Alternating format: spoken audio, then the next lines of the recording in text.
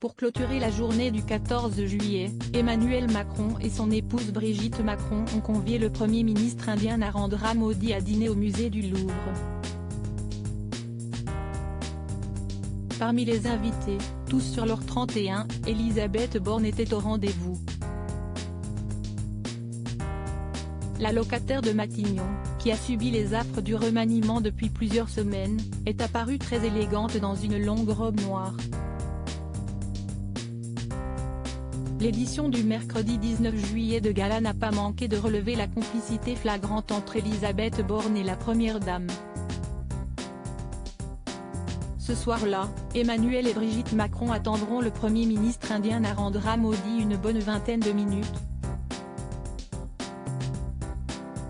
Point le temps d'échanger quelques gestes tendres, mais aussi de deviser longuement et d'échanger quelques plaisanteries, très détendues, avec Elisabeth Borne, la Première ministre explique nos confrères.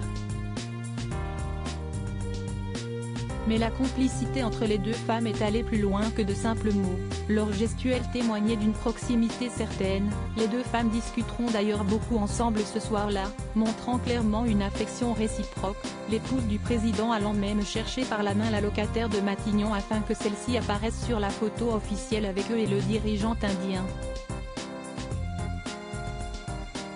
Les clichés ont su immortaliser cette complicité. Brigitte Macron, tous ces looks du 14 juillet. Elisabeth Borne maintenue à Matignon. C'est la fin d'un suspens qui dure depuis des jours. Après avoir partagé plusieurs moments ensemble le jour de la fête nationale, Emmanuel Macron a pris sa décision. Le président de la République a finalement choisi de maintenir Elisabeth Borne à Matignon, a fait savoir l'Élysée le lundi 17 juillet. La chef du gouvernement a promis des ajustements chez ses ministres, et doit faire des propositions cette semaine au chef de l'État.